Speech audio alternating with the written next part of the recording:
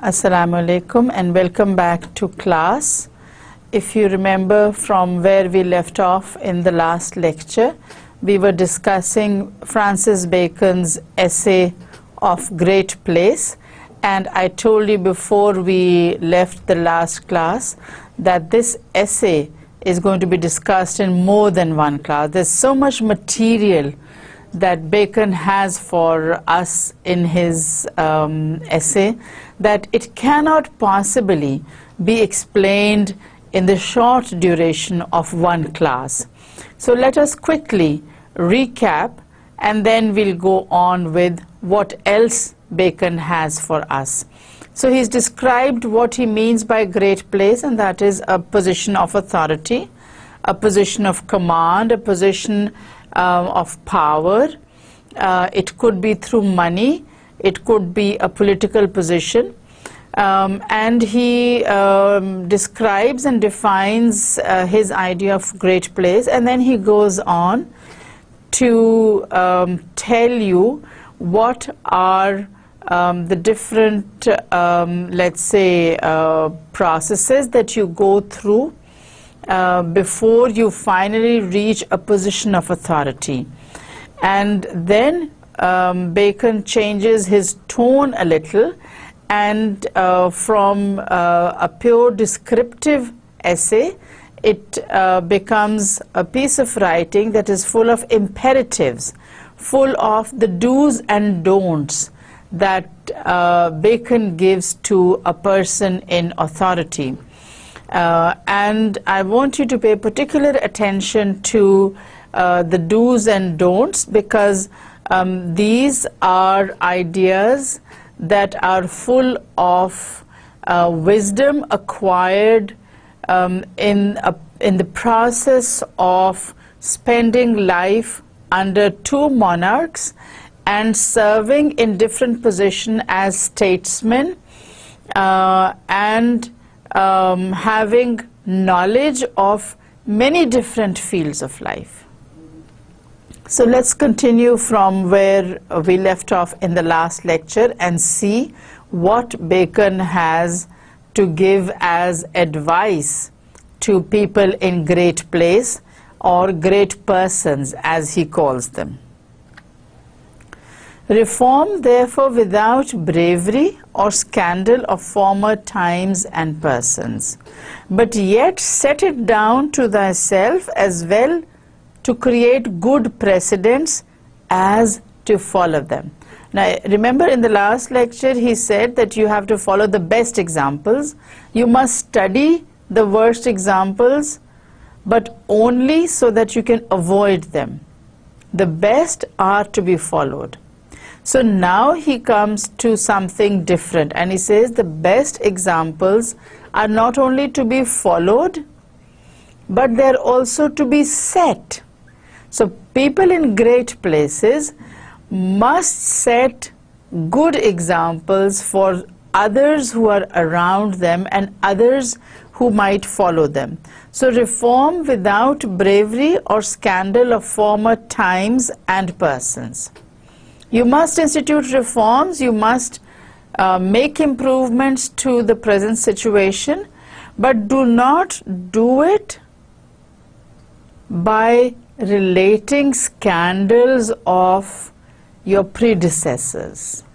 Human beings have a tendency to praise themselves at the expense of others by explaining how they are better than their predecessors or better than other people around them. But this is something that Bacon says is strictly not to be done. Good examples must be followed, and good examples must also be set, because these examples are going to serve as precedents for the coming generations. Okay?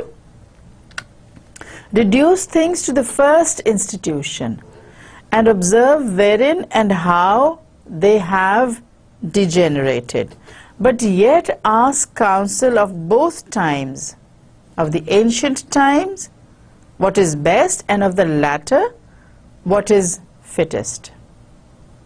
Now, another idea. You see, Bacon is full of ideas, and you need to remember that all these ideas are the fruit of years of knowledge, reading, experimentation, and experience. So they are not to be taken lightly. These are ideas that are the essence of a life that was very, very full. So they're not to be taken lightly, they're not to be ignored. Reduce things to the first institution and observe wherein and how they have degenerated. Yes, study the worst examples, study your past, study your history. Take a look at the worst examples and see what led to their defeat, what led to their degeneration. You need to follow the best examples, you need to set the best examples. You also need to study history to see how those who came before you failed in their attempt. It's very, very necessary. It's only when you realize and when you understand how and why your predecessors failed that you can make a success of your time. So ask counsel of both times, of the ancient times and of contemporary times. So read history and also observe what is happening around you. What is happening in other places? What are other people doing? Not just in the past, but also in contemporary times.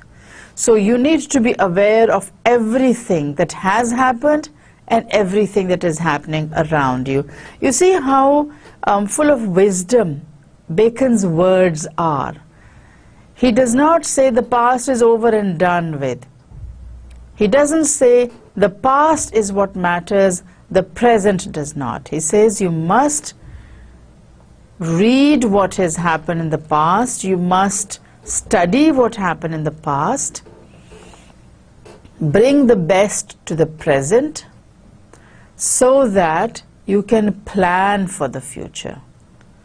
So Bacon's wisdom is not limited by time or space. It goes beyond time and it goes beyond space. So give the best examples and prepare for the future in the light of the past and the present. Seek to make thy course regular, that men may know beforehand what they may expect. Bring regularity to your personality. Bring regularity to your temperament. Be not too positive and peremptory, and express thyself well when thou digressest from the rule. So set your rules.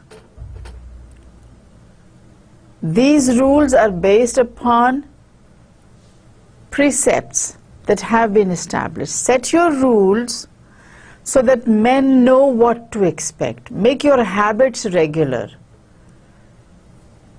Make your personality out to be such that you do not bring up the unexpected unless you have prepared the grounds for that. So when you digress, when you go off at a tangent, make sure that there's a rationale for it. Make sure that there is logic, that there is a method, an organization in your digression. Don't just bring ideas out of the blue and throw them in people's faces. Prepare the ground for it. Proceed gradually. So seek to make thy course regular, that men may know beforehand what to expect. You are in great place, you are a great person. You have people around you who are there to facilitate you. who are also there to implement your plans.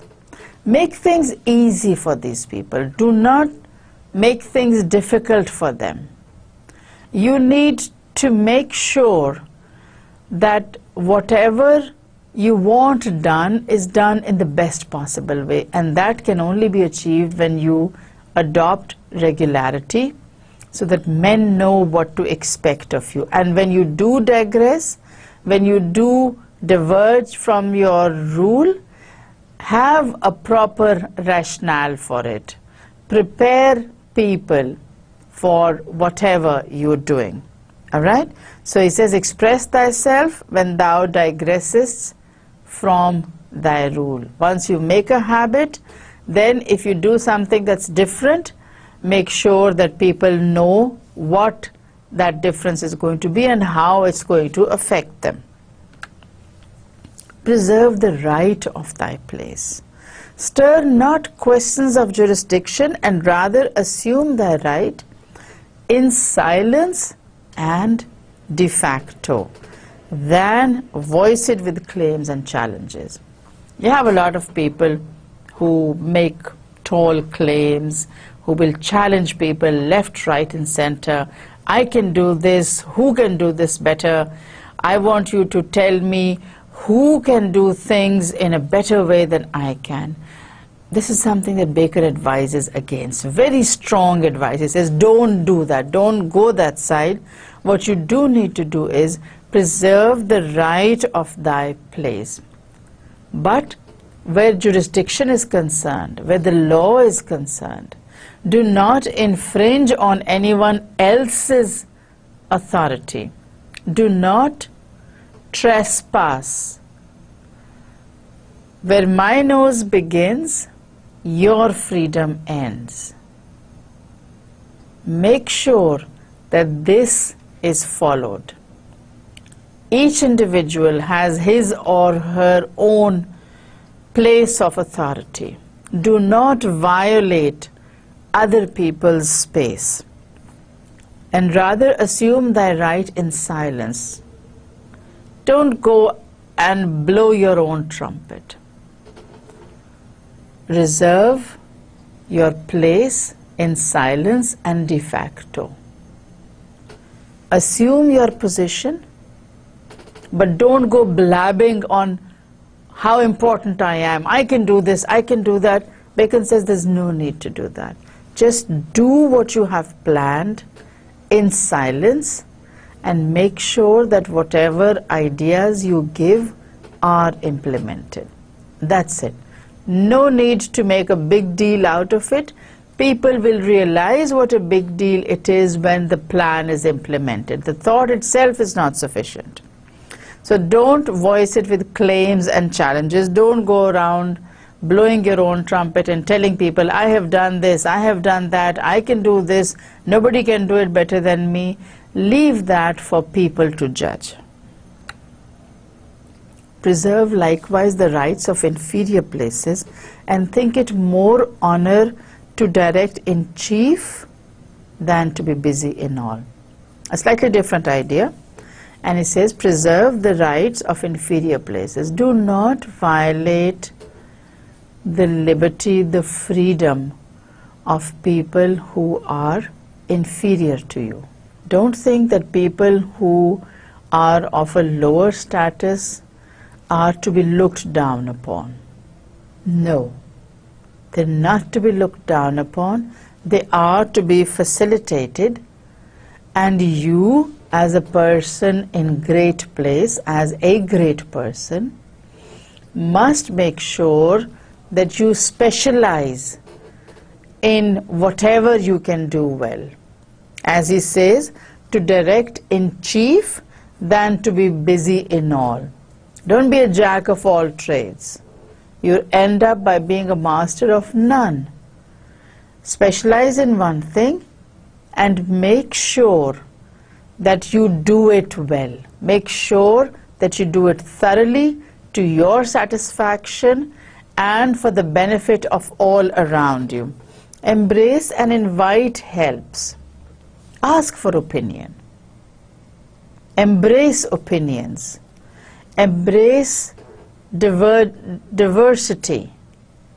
Diversity is a very current term, but see how Bacon brings it in. So embrace and invite helps and advices touching the execution of thy place. If people say that a man in your position should do this, listen to them. They might be able to give you good ideas. So if people come and say that somebody of your importance, somebody of your caliber should do this, give these people a ready listening. Listen to them, pay heed to them, attend to them.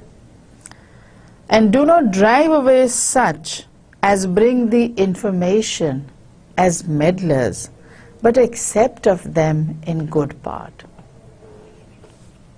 For people in important positions, it's very usual to have other people who do not occupy such an important position to frequently bring information about what is happening, what is required of them, what the public expects of them. People who come with such information or ideas or thoughts are sometimes considered meddlers by people in authority. So if I'm a person in authority, I'll say, I don't want to know what else is being done. I don't want anyone to tell me how to teach this subject. This is not a good practice. Bacon says, whoever is in authority must listen to those who bring information, who bring ideas. Attend to these people. So benefit from them. Do not drive them away. Do not tell them to go away. I don't want any interference, etc., etc. So accept of them in good part. Accept their ideas, their thoughts with good grace. Don't turn them away. Don't offend them. And then he says a very, very important thing. The vices of authority are chiefly four. So he's going away from that three thing that I told you about in the last lecture. This time he comes up with four vices, and he says there are the vices of authority are four: delays, corruption, roughness, and facility. And you'll find out in a minute how he describes these four and how he wants you to circumvent these four vices. So let's take delays first. Give easy access. Do not stop people from approaching you. Keep times appointed. When you give somebody an appointment, stick to that appointment. That slot is reserved for one individual, and that individual must have that time, must have total attention. Do not make appointments and then break them. That's a bad habit. And you can avoid delays if you keep things regular, if you do not diverge too much. So go through with that which is in hand, and interest not business but of necessity. So the first vice that he deals with is delay, and he says that you can prevent delays if you give appointments, you keep track of time, and then you stick to that time, and don't add things during those appointments that you give to people. So stick to your schedule. Do not diverge from it unless it is absolutely necessary. That's the first vice. The second one is corruption, and he says, do not only bind thine own hands, and this is very, very important. It's important for us living in the 21st century, and you see how Bacon's wisdom affects us. 400-500 years into the future. We have a lot of corruption around us, and this particular portion is very, very relevant to our society, our times, to the world, not just in the 16th and 17th centuries, even in the 21st century. So for corruption, he says this is what you must do. Do not only bind thine own hands or thy servants' hands from taking, but, and this is very important, bind the hands of suitors also from offering. And how do you do that? He's going to explain in a minute. So 2 things you must do to deal with corruption.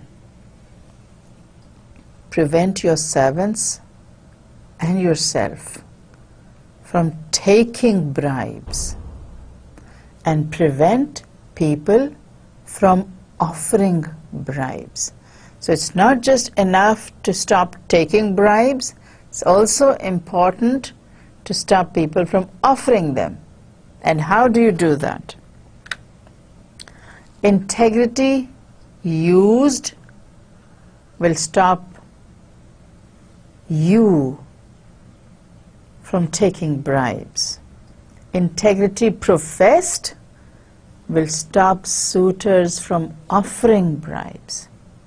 You must have integrity, and you must not only have integrity, but you must show that you possess integrity. Because when you have integrity, then you will not accept bribes. But bribes, corruption, cannot be put a stop to by refusing to take bribes. You must also stop the people offering bribes. And that, Bacon says, you can do when you tell people that I do not take bribes. So integrity professed, and with a manifest detestation of bribery. It's not enough to say, thank you very much, but I do not accept bribes. You must show your hatred, your detestation. So an ideal person would say, I do not take bribes and I hate bribery. I detest bribery. This is what you must do if you are to put a stop to corruption, because corruption takes place on both ends. At the end of the giving as well as that of the taking. You must stop both sides. It's not enough to stop taking bribes. It's not enough to tell your servants not to take bribes. You must also tell the person who's offering a bribe that you not only do not accept bribes, but you also hate and detest them. That should be enough of a damper. And avoid not only the fault, and Bacon takes it a little further, and he says avoid not only the fault, but the suspicion. It's not enough for you to say, I don't accept bribes. People must know that you do not accept bribes. Whoever is found variable and changeth manifestly without manifest cause, giveth suspicion of corruption. So regularity that he had emphasized earlier is what you must develop in your nature and temperament. Because when people know that you are a regular person, that you have regular habits and you do not change, they will find it easy to accept the fact that you do not accept bribes. But if you do not have regularity in your temperament, then people might think that you take bribes sometimes and not all the time. That is to be avoided, as Bacon says, because that gives the impression of corruption. If you take bribes once and you don't take it the other 10 times, or if you accept it from one individual and don't accept it from another individual, you will get the label of corruption. You will get it. So, don't do that. Always when thou changest time, thine own opinion or course, profess it plainly. Let people know when the change took place, why it took place, and what is going to be the course of action in the future, and declare it altogether with the reasons that move thee to change. So, when you do change, and human beings change, make sure that the people around you know of the change and they know why you have changed. So very strong words Bacon is using in this essay. A very peremptory tone of voice. A servant or a favorite, if he be inward and no other apparent cause of esteem, is commonly thought but a byway to close corruption. Some people think that your employees or your underlings, your juniors, are there only to facilitate corruption. If you don't have servants, if you don't have juniors, you will not be corrupt. But if you keep people, you pay them, and you make them do their work, then you are opening up the doors for corruption. And then he comes to the other vice, and that is roughness. This is number 3, remember. We had what? Delays, and then we had corruption. The third one is roughness, and he says it is a needless cause of discontent. Roughness, crudeness, uncivilized behavior. Severity breedeth fear, but roughness breedeth hate. Even reproofs from authority ought to be grave and not taunting. So, roughness, or what you would call honest declarations, he says, can turn people against you for no reason at all.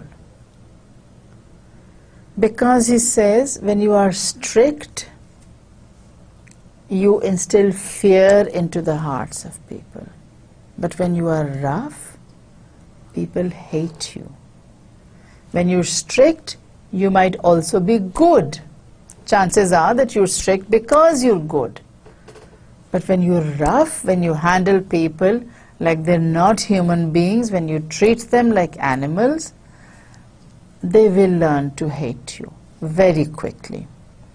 So even reproofs, even if you have to scold a junior person, even if you have to scold a servant, always remember that you must do it very seriously, and you must not make fun of an individual. When you ridicule a person, that individual will start hating you. But if you check a person very seriously, he will consider being checked. He will make improvements in his nature, in his temperament. So severity breedeth fear, but roughness breedeth hate. Remember that I do not take bribes. So integrity professed, and with a manifest detestation of bribery. It's not enough to say, thank you very much, but I do not accept bribes. You must show your hatred, your detestation. So an ideal person would say, I do not take bribes and I hate bribery.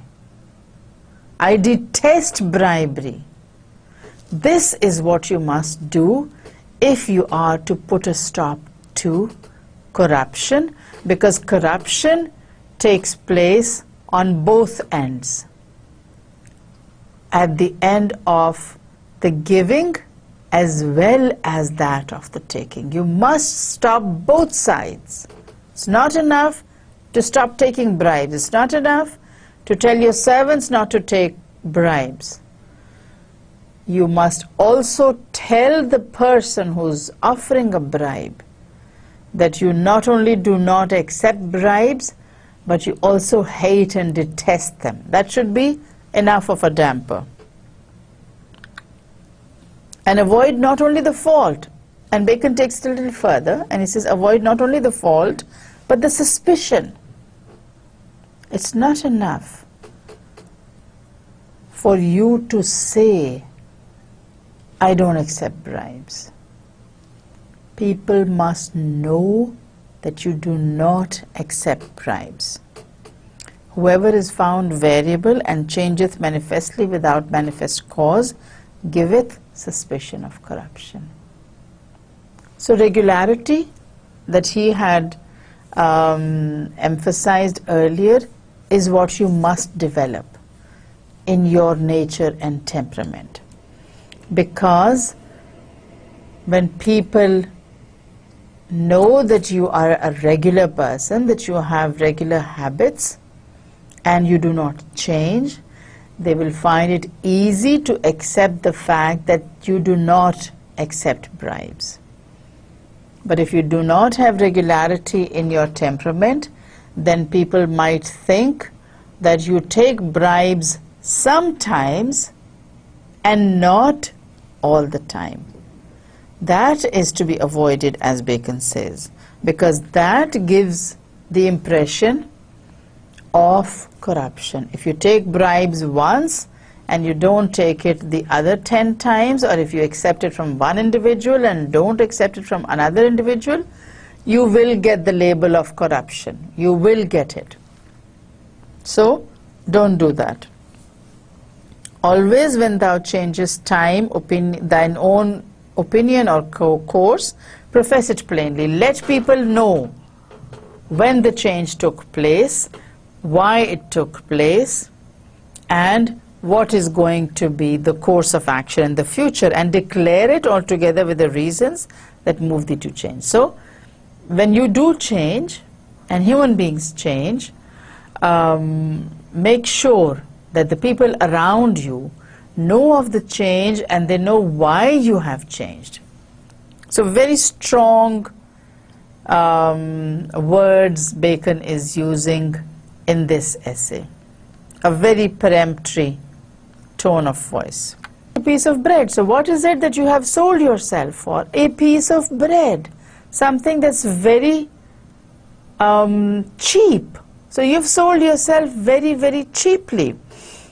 And this statement, Bacon says, is very true. Although it was stated centuries ago, and the Prophet Solomon lived years before Christ. So he says, although this is an ancient aphorism, yet it is true that a place showeth the man. You need to put yourself in a position of authority to reveal your inner nature. So people who are put in great place, or who do achieve great place after struggle, it is only when they are in that position that they will reveal their inner self, their true hidden self. So a place showeth the man, and it showeth some to the better and some to the worse. So when you are in a position of authority, you could make a bad impression and you could also make a good impression. And Tacitus says that Vespasian had good manners and affection. Again, Bacon brings in a lot of Latin, and he's talking about Tacitus, whom, if you remember, we discussed a while back, who was Roman historian and a statesman and a writer. So he has written about all the great Romans. He writes about Vespasian, who was the Roman emperor, and he writes in a very positive vein about the emperor Vespasian. It is an assured sign of a worthy and generous spirit whom honor amends. For honor is or should be the place of virtue, and as in nature, things move violently to their place and calmly in their place. So virtue in ambition is violent, in authority settled and calm. Now he's giving you a lot of different ideas here. So it is an assured sign of a worthy and generous spirit whom honor amends. For honor is or should be the place of virtue. Okay, so now he brings in a slightly different idea, and he says that people in great place who deserve to be in that place are honored, are respected, and honor is actually what we must strive for. Honor is what should be our ultimate aim, our ultimate goal.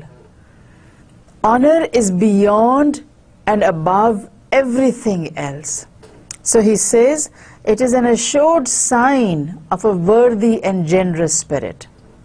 And in other words, what he's trying to say is that men in great places must be worthy and have generous spirits. So it is an assured sign of a worthy and generous spirit whom honor amends. For honor is or should be the place of virtue, and as in nature. And he brings in a different idea here. Things move violently to their place and calmly in their place. Now this is a very different idea from those that you have studied before. And he says, just as in nature things move violently to their place, when anything in nature moves from one place to another, it involves violent action, because it's a change. It's a change in place that is being experienced. But once they are in their place, they move silently and calmly. A rotation is something that happens silently because an object is moving in its place. Revolution involves violent action because something is moving around something else. So if you take the example of, let's say, our solar system, you know that the Earth revolves around what? The Sun. The Earth revolves around the Sun, but the Earth also rotates on its own axis. So this revolution is violent action. He's talking about nature, mind you. So the revolution around the Sun is violent action, but there's also a very calm action, a very silent action, and that is the rotation on its axis. It happens very softly. We don't even perceive this rotation. Now that was the world of nature. How does he bring it to the world of man? Virtue in ambition is violent, in authority settled and calm. So he's differentiating between ambition and authority. While you are struggling, you are working uphill. You're working against odds. You have people who try to prevent you from rising. So virtue and ambition is violent, in authority settled and calm, almost like the rotation of the earth on its axis. So that climb, that show of ambition, is where you have violent action, because you're working against forces. You're driving against the direction of the wind. You are working against obstructions placed by your colleagues, your friends, your family. So ambition is violent. Once you reach authority, then you are settled and calm. There's virtue in the rise. There's also virtue in place, as Bacon calls it. And place for Bacon is synonymous with power, position, money, fame, fortune, everything combined.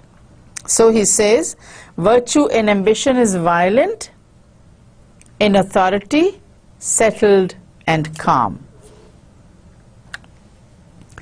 All rising to a great place is by a winding stair. It's not a straight staircase. It's a winding stair. It's not an elevator that shoots you to the 200th floor in 5 seconds. So, all rising to great places by a winding stair. It's slow and steady, and you're working against the odds all the time. And if there be factions, it is good to side a man's self whilst he is in the rising, and to balance himself when he is placed. Beautiful ideas Bacon brings in. So he says, if there are factions, if there are parties, then a man should take his own side, should be in his own party, so that he can have confidence and he can rise. Remember, all rising is a winding stair. It's a slow process. It's not like a rocket taking off. Okay? So when he is placed, he must use balance. He has to have a lot of confidence, a lot of ambition when he starts to rise. But once he is in place, he must be settled and calm. He must be, as Bacon says, balanced. Balance is what gives you calmness. It gives you the impression of being settled. So that is necessary. Use the memory of thy predecessor. Use the memory of thy predecessor fairly and tenderly. For if thou dost not, it is a debt will sure be paid when thou art gone. We need to look behind us. We need to look at people who predeceased us, who were here before us. And it's a beautiful idea that Bacon presents here when he says that you must use the memory of your predecessors. Because if you do not, when you're gone, those who follow you, those who succeed you, will look at what you did, will look at what you accomplished or did not accomplish. and they will learn from that experience. So you must also look at those who have gone before you, those who have predeceased you, those who were in this position before you. And once you have gone over what they did, gone over their lives and their works, you must do it fairly and tenderly. There must be no bias against those people. Power, fame, fortune, money, authority, they're fickle. They are with you one day, with somebody else another day. So if someone is no more in that position of importance, study his ways. Look at what he did right and look at what he did wrong. So study the ways of your predecessor fairly and tenderly. Be just. Do not be unfair. Don't be biased. Don't say, oh, he did nothing, I'm doing everything. Fairly and tenderly.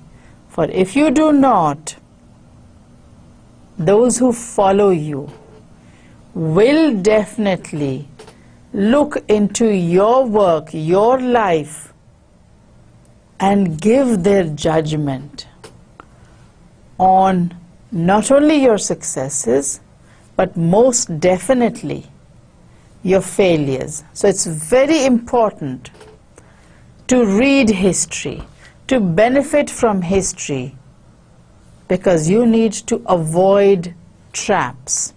And you can only do that when you read history, when you look at what your predecessors did. But you must look at it fairly and tenderly. If thou have colleagues, respect them, and rather call them when they look not for it, than exclude them when they have reason to look to be called. So if you have colleagues, if you have people who are around you, respect them. Show that you value their ideas. Call them, consult them, get their opinions, find out what they think, show them respect, give them respect that is due to their status and their position. And don't try to exclude them. Don't try to say, I'm in power now, I don't need the advice of anyone else. On the other hand, Bacon says, call them, talk to them, get their opinions, take their advice, and call them when they do not expect it. That is the best time. That's the best way to do it. They may not expect you to take their advice now that you are in power. The only way that you can show your greatness, according to Bacon, is by including everyone. Get the opinions of everyone. Get advice from people. Find out what they think. Share thoughts with them. Share ideas. And do it when they do not expect you to call them or invite them. Be not too sensible or too remembering of thy place in conversation and private answers to suitors, but let it rather be said, when he sits in place, he is another man. A beautiful ending to an essay. He says, be not too sensible or too remembering of thy place in conversation. Don't try to throw your weight around. Don't try to impress people with your position. When you include people in a conversation, then you do not single out attention for yourself. It should not always be me, I, mine. It has to be your idea, his idea, her opinion. You must include all your colleagues and do not see people privately. Whatever you're doing, do it before the public. Because when you see someone privately, then you are leaving the door open for conjecture, for scandals, for gossip. Why did he meet so-and-so in private? What were they talking about? What was the aim of having a private meeting? Have it in the open. That is what Bacon says. Let it rather be said, when he sits in place, he is another man. So mingle with the people, get opinions from them, get ideas from them, make them feel that they share in your greatness. Do not exclude them. Don't think that their ideas are not worth listening to. When you are with people, make them feel comfortable. Make them feel welcome. Give them the impression that you value their ideas, that you value their opinions, their judgment when you are in the public. People will say, when he is in place, he is another man. When he is in public, he becomes one of the public. He shares ideas, he shares opinions, he shares thoughts. But when he is in his office, he is a different person. He is an altogether different individual, because then he is in his professional position. But when he is with the public, then he will mingle. Then he will question what the requirements of his colleagues are. Then he will try to find out what is bothering people, what causes trouble, what ails people. This is what you need to find out. This is what you need to work towards. And once you have all these ideas and opinions and thoughts and impressions, then when you are in your office, when you are in your position of authority, make a difference to society, make a difference to your community by implementing ideas based on advice and opinion sharing from your colleagues and the general public. So when you are in place, show that you have listened to the opinions of the public and you aim to implement them. All right? That's the essay until this point. Let's quickly go back over the ideas that Bacon has given in this part of the essay. When we started off, I told you that Bacon starts off with describing and defining what great place means and how a great place is to be achieved. And then in this section of the essay, his tone changes, he becomes peremptory, and he starts giving instructions on how people in great place should behave, how they should conduct themselves, whether they should ask for other people's opinions or not. All these things he is telling you to do or not to do. He's giving you directions. These are instructions that are coming from Bacon. Most of the essays that we've studied this far have been either argumentative essays or expository essays. This essay starts off by being an expository essay in the sense that Bacon describes the whole situation as it is on ground, and then he takes off on a tangent and he gives instructions. You could almost say that he is moralizing. But you need to remember that whatever Bacon says is based on years and years of experience, of knowledge, of reading, of experimentation. And his experience was not just as a writer. He was a scientist, he was a jurist, he was a courtier. So whatever he is telling you is the essence of years of experience combined with knowledge gained through intensive and extensive study.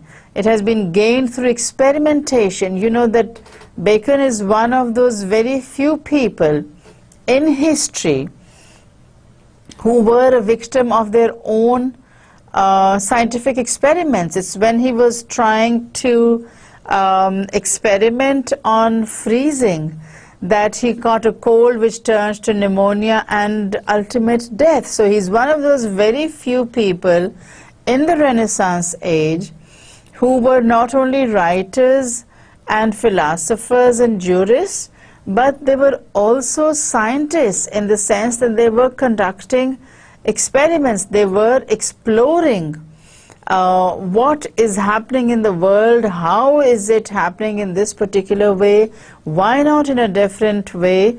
All these questions people like Bacon were asking. So Bacon is one of the very few writers or philosophers who were also scientists. So all that he is telling us, all that he is instructing us in this essay is based upon his experience combined with his knowledge of different fields of life and the scientific angle that he adopts to the inquiry of any one subject. So whatever he is giving us is the essence of his knowledge and experience, and he winds up the essay by saying, do not remember the faults of others, do not go around throwing your weight, don't remind people again and again what a great person you are. Leave that for posterity to describe and discuss. You must make people feel welcome. You must take the advice and opinions and ideas of those who are around you, those who are in a junior position, and the general public. Do not behave like a ruler or like a great person when you are in public. Leave that greatness, that statesman-like position for when you are in office. It's only when you are in your professional capacity that you should exert influence. When you are in the public, do not try to exert your influence. Do not try to make the people realize what a great person you are. They will realize that anyway when you are in your official capacity and when you implement all the ideas, the thoughts, the plans that you have gathered from your colleagues and the general public. So when you are in place, when you are in your office, in your professional capacity, that is the time when you exert your influence. That is the time when you exert your office. And that is the time when people should realize when he sits in place, he is another man. Leave this for posterity to describe. Do not make claims about your own performance or your personality. Leave this to the historians. This is the task of those who follow you. This is not your job. Your job is to set the best example to follow the best example, to read what happened to your predecessors so that you can avoid a similar fate.